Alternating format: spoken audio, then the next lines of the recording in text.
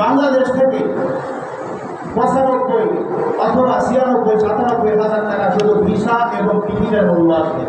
Transit ফ্লাইটে আমি যেটা বলছি কথা রেকর্ড হচ্ছে, আপনারা মনে রেকর্ড করে রাখতে পারেন। ট্রানজিট ফ্লাইটে এখনকার কথা বলছি, আমি 16 তারিখের জন্য টিকিট বুকিং করছি। 15 তারিখে ইনশাআল্লাহ উমরার গ্রুপ নিয়ে চলে যাব।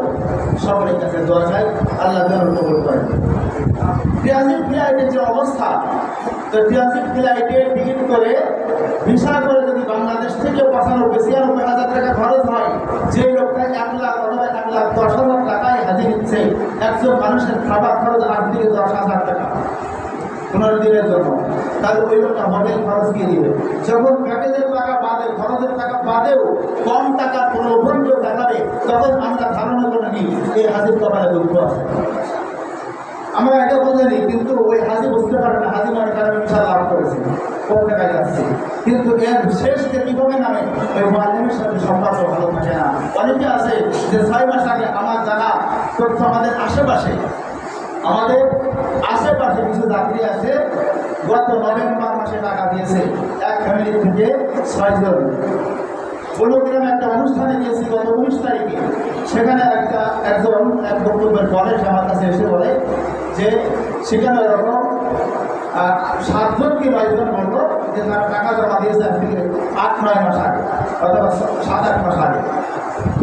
এই যে এতদিন আগে টাকা দেওয়ার পর এইভাবে ডেট বারবার পিছলে, এটা আসলে ভালো লক্ষণ নয়।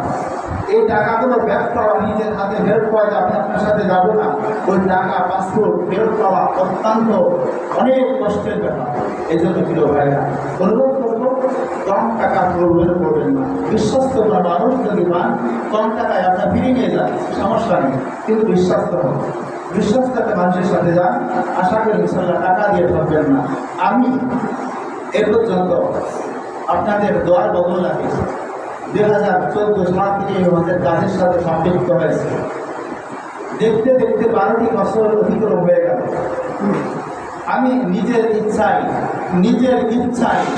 ইচ্ছায় কখনো কোনো হাজির টাকা পয়সা নিয়ে উল্টো পাল্টা করা অথবা কোনো হাসিকে কোনো ধরনের কষ্ট দেওয়া আমি নিজ ইচ্ছায় এটা দেয়নি। যদি কোনো ক্ষেত্রে কোনো সিস্টেমের কারণ হয়ে গেছে, সেটা ভিন্ন কথা। তবে উল্লেখযোগ্য কিছুই হয়নি। বিশেষ করে অর্থনৈতিক ব্যাপারটা, আমি মানুষের কাছ থেকে টাকা পাসপোর্ট নিয়ে আটকায় রাখবো, অনেকে আছে টাকা দেন, পাসপোর্ট দেন, এইভাবে আটকায় রাখার চেষ্টা করে। ওরা আটকায় রাখার আগে কোনো সিস্টেম না। অনেকে আছে টাকা জমা দিয়ে 15 দিন টাকা চেয়েছে, আমি টাকা ব্যাগ দিয়ে দিয়েছি।